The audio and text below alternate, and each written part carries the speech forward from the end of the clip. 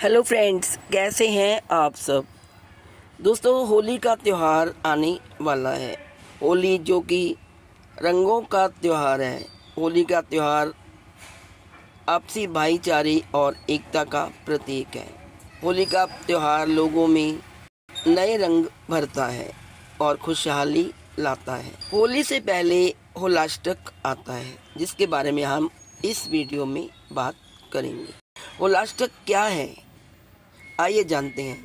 होलाष्टक होली से पहले आने वाले 8 दिनों को कहा जाता है। यह फागुन मास के शुक्ल पक्ष की अष्टमी से शुरू होकर पूर्णिमा यानी कि होली तक चलता है। इस अवधि को कुछ स्थानों पर शुभ कार्यों के लिए अशुभ माना जाता है। आइए जानते हैं 2026 में होलाष्टक कब से कब तक है। होलाष्टक फागुन शुक्ल अष्टमी से शुरू होता है और होली दहन पूर्णिमा तक रहता है। इन 8 दिनों में विवाह, गृह प्रवेश, मुंडन आदि मांगलिक कार्य नहीं किए जाते। वैदिक पंचांग के अनुसार इस साल फागुन शुक्ल अष्टमी तिथि 24 फरवरी को सुबह 7:01 से शुरू होगी और 25 फरवरी शाम 4:52 तक रहेगी। यानी 24 फरवरी से ही होलाष्टक की शुरुआत मानी जाएगी। यह अवधि होलिका दहन तक चलेगी और पूर्णिमा के दिन समाप्त होगी। होलाष्टक की शुरुआत तो 24 फरवरी से होगी, वहीं इसका समापन 3 मार्च 2026 को।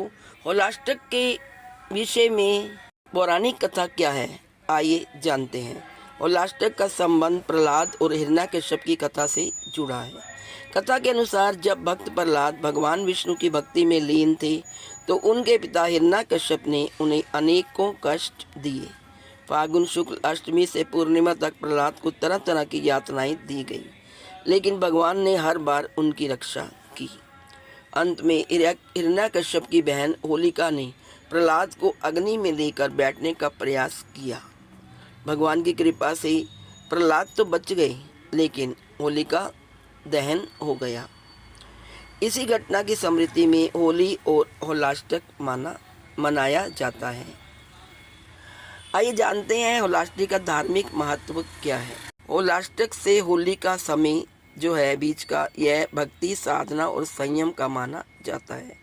कई लोग इन दिनों में भगवान विष्णु और श्री कृष्ण की विशेष पूजा करते हैं। होलिका दहन के दिन बुराई पर अच्छाई की जीत का संदेश दिया जाता है। आइए अब जानते हैं होलाष्टक से जुड़े प्रमुख लोक विश्वास, यानी लोगों के जो विश्वास हैं, अंधविश्वास हैं, वो क्या हैं। पहला है मांगलिक कार्य वर्जित। होलाष्टक के 8 दिनों में विवाह, सगाई, गृह प्रवेश, नया व्यापार शुरू करना आदि शुभ कार्य नहीं किए जाते। मान्यता है कि इस समय ग्रहों की स्थिति उग्र रहती है। दूसरा नंबर है प्रहलाद की तपस्या की स्मृति। यह अवधि प्रहलाद की कठिन परीक्षा के दिनों से जुड़ी मानी जाती है, जब हिरण्याकश्यप ने उन्हें कष्ट दिए थे, इसलिए इसे परीक्षा और संयम का समय माना जाता है। तीसरा है होलिका दहन की तैयारी। इन दिनों में महलों में होलिका के लिए लकड़ियां इकट्ठी की जाती हैं और पूर्णिमा को होलिका दहन होता है, जो बुराई पर अच्छाई की जीत का प्रतीक है। 4 नंबर पे कि भक्ति और साधना का समय होता है होलाष्टक का। कई लोग इस समय श्री हरि या श्री कृष्ण का जाप करते हैं। कई लोग व्रत भी रखते हैं, सात्विक भोजन ग्रहण करते हैं। ऐसी मान्यता है कि होलाष्टक में वातावरण में उग्रता अधिक होती है, इसलिए संयम, धैर्य और पूजा पाठ में सकारात्मक ऊर्जा बनाई रखनी चाहिए। होलाष्टक के दिनों में क्योंकि शुभ काम नहीं होते और नेगेटिविटी भी फैली रहती है, इसलिए बच्चों को लोग बाहर नहीं ज़्यादा लेकर जाते। यह समय प्रहलाद की परीक्षा और उनकी भक्ति की याद दिलाता है, जब हिरण्याकश्यप ने उन्हें कष्ट दिए थे। महिलाएं होलिका की परिक्रमा करती हैं और सुख समृद्धि की कामना करती हैं।